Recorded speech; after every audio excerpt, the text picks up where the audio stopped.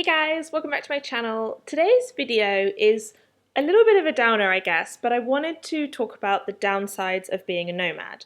I know that you guys will know if you've been watching my channel for a while that I try and be 100% honest and transparent about what digital nomad life is like. I try not to put it all as the amazing Instagrams. So if you want to hear a lot of straightforward talking about nomad life, then be sure to subscribe to this channel. So, today, in keeping with my honesty trait, I'm going to tell you some of the downsides of being a nomad, because if you want to become one, you should know the downsides. I talk all the time about the upsides, so you can basically assume life is one big living on a beach with a cocktail, making tons of money, living the dream. But if you want to know some downsides, then here goes. So the first one probably won't come as any surprise to you, is just missing out. The constant FOMO of you're going to miss family funerals, family weddings, births. If you have some little niece, then you're not really going to see her grow up because you're going to be in your home country for a few weeks, maybe a few months a year. So I have already missed some big family events, some happy occasions, some sad occasions, and it's really hard to miss those. And of course, if money is no object, then you can fly home, but you generally don't, and a lot of the time you don't get a lot of notice with something like a funeral. You know, it's this week, and are you going to book flights home or not? And there's difficult decisions to be made like that, and it's quite likely money is an object. So that's one downside. You're going to miss weddings, you're going to miss funerals, you're going to miss births, you're going to miss kids growing up. But of course it doesn't have to be forever. You could be a nomad for 6 months, a year, 10 years.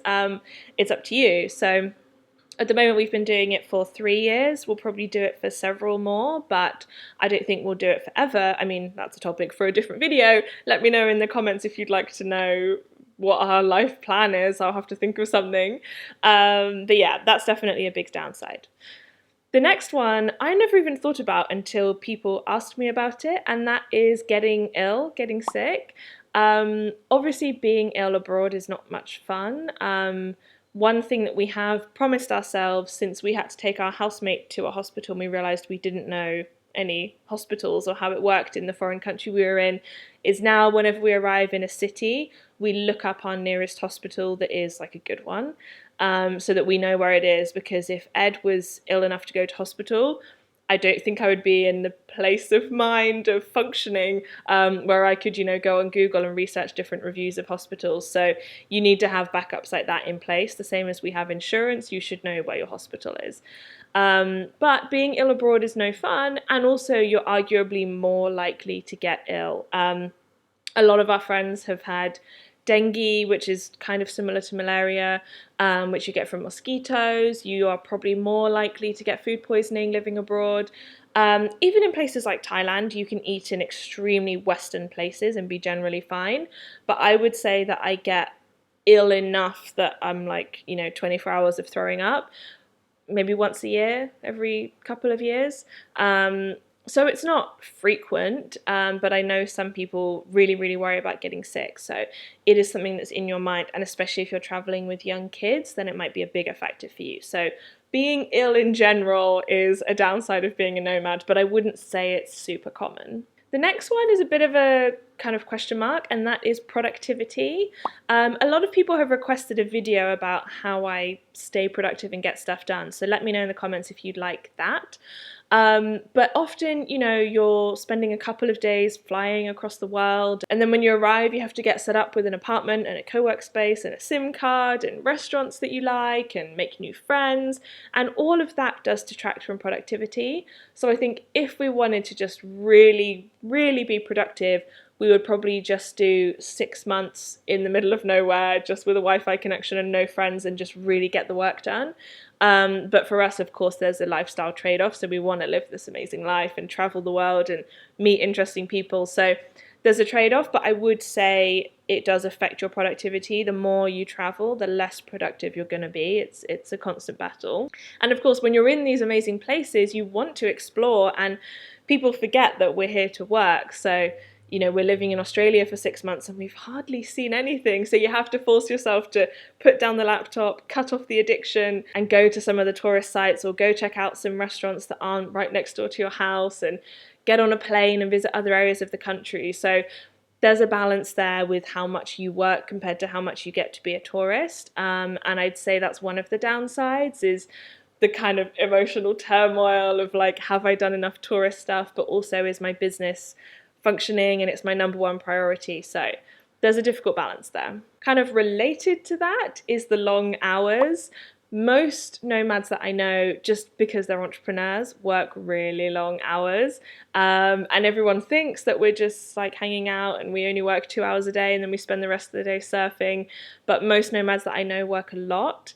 Of course, that is a choice. For example, I could just live off Udemy. I've put in the hours for that. Now I could just let it be a passive income. But I'm a born entrepreneur, so I'm addicted to working and I want to start other things. And now we're doing all these other different businesses and we're always doing new things. So I know a lot of people who are in my position where they could just work a couple of hours a day and just maintain their business, but they're not. They're working 10 hours a day and they're really trying to push it forward. So the long hours are definitely a downside of nomad life, but it's something that we've chosen. Now, this isn't something that I always suffer with, but a lot of people do, and that is loneliness. You're constantly surrounded by people and meeting people, but it's quite hard to build deeper friendships. I'm lucky because I'm traveling with my fiance the whole time, so we kind of always have each other, but a lot of people are traveling solo, and you're always meeting amazing people and making new friends, and everyone is incredible. And I think you form close connections quite quickly because you're eating together every day and hanging out all the time and working on your businesses, and people are very open and people are pretty quick to form close friendships because we're all in this same situation where we're going to be gone in 2 months.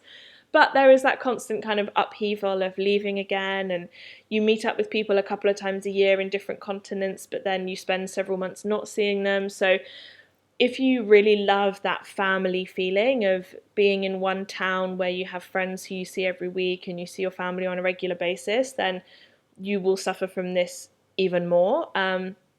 Then maybe nomad life isn't going to suit you.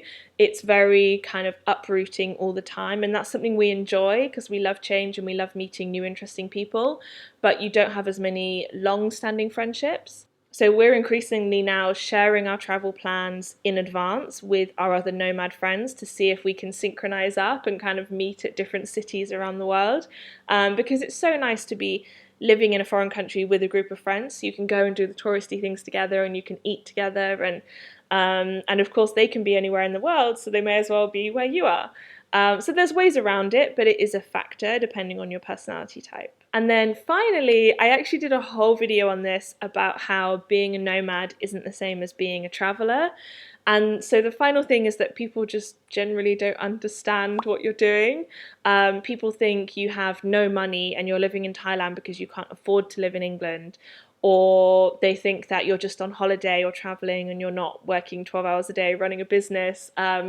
Or we often find people will ask us like, oh, what's good to do in Brisbane? You've been living there for 6 months. And it's like, well, actually, we just did stuff on the weekends. So we actually have 1 day per week of activity we can recommend to you, but that condenses down to 2 weeks of what you could do. So we'll live in somewhere for a couple of months, but we'll actually only have a couple of days worth of activities we can recommend to people.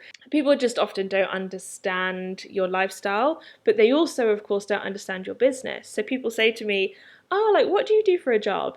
And sometimes I just say teacher or it's YouTuber because it's just too complicated to try and explain otherwise. So that kind of simple, straightforward question at a party of like, oh, what's your job? Just becomes this whole minefield. So people often say to me, I have no idea how you make money or what you do or what your business is. And if I want to explain, it becomes a very long process. And I don't really like talking about myself so much. Like, you want to ask about other people. So I'm normally kind of just like, oh, I just make YouTube videos, but tell me about you, like, tell me something interesting. So you kind of find yourself a bit trapped in this space of you have to give a really big long explanation to try and explain what you do, which is a whole different world to what they've experienced so far, which is fun and interesting, and there's always a conversation topic if you need it, but sometimes it's nice just to have a simple answer like, I'm a teacher, which everybody understands. But yeah, so I would kind of say that's the last downside, is just you're a bit of a freak show, you're not quite doing what everybody else is doing. They either think you're just this incredible genius who is doing this amazing job they could never do, or they think you're just like a broke travel bum. And actually it's in the middle. Like, what I'm doing is attainable to you, and I want you to know that you can do it if you want to, but I also don't want you to think that it's so easy that I'm just like sitting on the beach. So there's kind of this balance of you're one or the other, and actually you want to be in the middle. But yeah, so I hope that video wasn't too negative. I just wanted to let you guys in on what some of the downsides are so that you can make an educated decision about whether you'd like to be a nomad. In my opinion, unbiased, it's 99.9% upside, but some of these things might be more significant to you, so you might not want to become a nomad because you really hate being ill abroad, or you really don't want to be far from your family. So transparency always on this channel. I want to let you guys know what it's truly like. But yeah, thank you so much for watching. As always, I'm so honoured that you guys tune in every week to check out what I've got to say on this channel. Don't forget to subscribe if you haven't already. I would love to see you in next week's video. Have an amazing few days, and I'll speak to you soon, guys. Bye!